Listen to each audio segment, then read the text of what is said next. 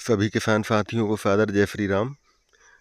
अब लगभग गेहूं की फसल में पानी बंद हो चुके हैं और अब गेहूं की कटाई में भी लगभग 15 से 20 दिन का टाइम बचा है। 20 दिन में लगभग गेहूं कंप्लीट होने की कंडीशन पर आ जाएगी। तो फिलहाल इस तरीके का गेहूं हो चुका है और जितनी भी वैरायटियां हैं लगभग सभी एक ही पोजीशन पर आ चुकी हैं। कोई थोड़ी ज़्यादा हरी है, कोई थोड़ी सी ज़्यादा पीली हो गई है, जो कि थोड़ी सी टाइमिंग में अंतर रहता है। कोई वैरायटी थोड़े से जल्दी मैच्योर हो जाती है और किसी में थोड़ा सा ज़्यादा टाइम लगता है। तो यहाँ पर ये आप देख सकते हैं, ये है DBW 327, जो कि मुझे अभी तक सभी वैरायटियों में सबसे अच्छा गेहूँ मुझे यही समझ में आ रहा है। इसकी बाली का साइज और तना भी इसका काफ़ी मोटा है और कहीं इसमें कोई लॉजिंग की समस्या नहीं आई है। और इसी के साइड में ये जो लगी हुई है, ये है HI 1636। पर 1636 भी अच्छी है, पर इसमें थोड़ी सी लॉजिंग की समस्या कहीं कहीं आ गई है। इसमें थोड़ा सा बहुत हल्की, इतना विशेष तो कहीं आड़ी नहीं हुई है, पर कहीं कहीं थोड़ी गिर गई है। उधर आप आगे भी देख सकते हैं, ये नीचे आड़ी हो गई है। तो फिलहाल इस तरीके का सभी गेहूं हैं। तो ये है 327 और HI 1636। अब आगे चलते हैं यहाँ ऊपर, तो उसमें DBW 371 है और HI 1650 है। तो उनको भी हम आपको दिखाते हैं। हार्वेस्टिंग तो लगभग सभी की एक साथ ही होगी, कोई ज़्यादा इनमें टाइमिंग में अंतर नहीं है। ये आ गई HI 1650,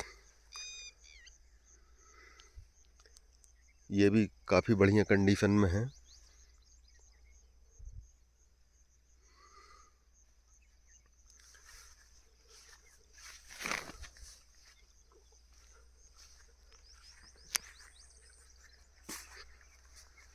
तो इस प्रकार की ये है HI 1650।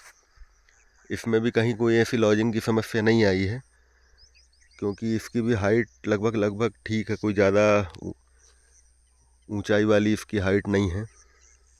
और इस तरफ ये लगी है DBW 371।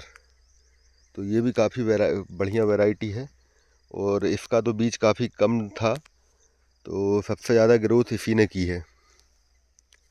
और हाइट इसकी भी ठीक है और कहीं कोई इसमें भी लॉजिंग की समस्या नहीं आई है। तो इस तरीके का गेहूं है।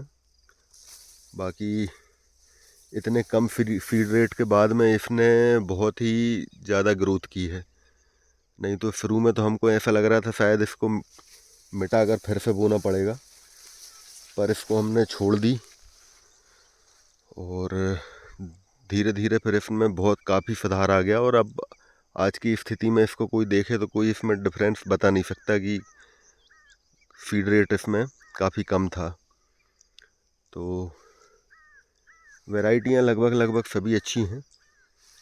और अभी 15 से 20 दिन का टाइम है। अभी लगभग 20 मार्च के आसपास इनमें हार्वेस्टिंग स्टार्ट होगी। और जितना भी ये गेहूं है सब धान वाले खेत पर है। धान वाले खेत पे होने के साथ साथ सूखे में बिजाई की गई है, मतलब इसमें पलेवा नहीं किया गया है। बिना पलेवा के सूखे में बुआई करके और फिर इसमें पानी दिया गया था।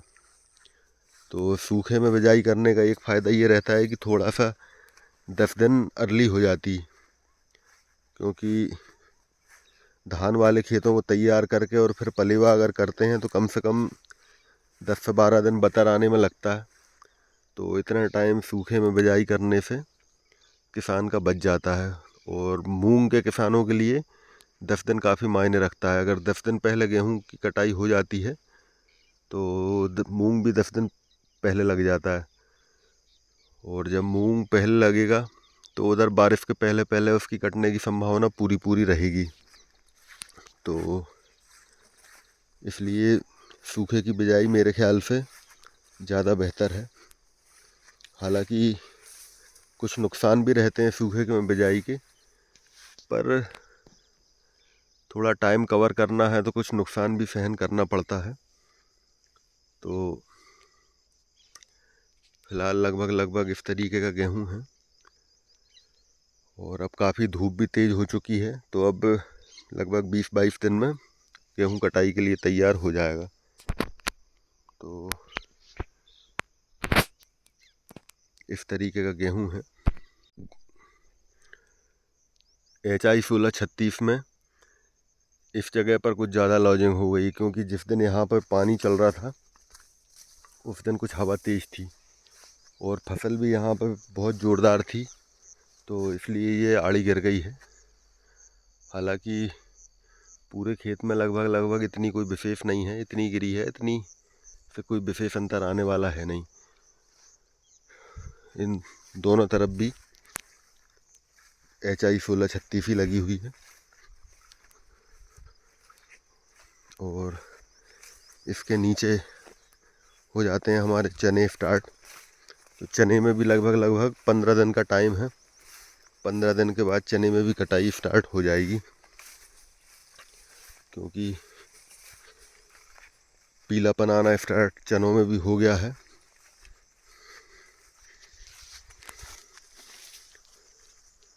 ये कुछ सुअरों ने रास्ताएं बनाई हैं, इधर से निकल के उधर भागने में सुअरों ने कुछ गेहूं को भी नुकसान किया है।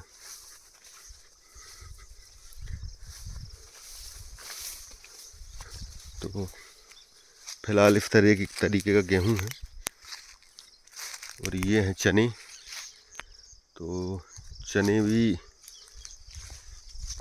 पीले होना स्टार्ट हो गए हैं, और जहाँ जहाँ ये गेहूं का पानी चने के खेत में आ गया है तो वहाँ चनों ने बहुत ज़्यादा हाइट ले ली है। अलग ही आपको समझ में आ रहा होगा।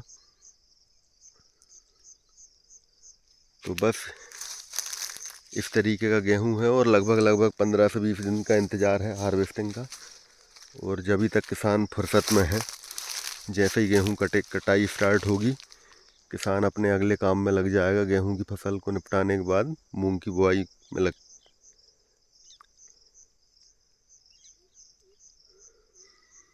तो ये था आज का हमारा गेहूं का वीडियो। धन्यवाद।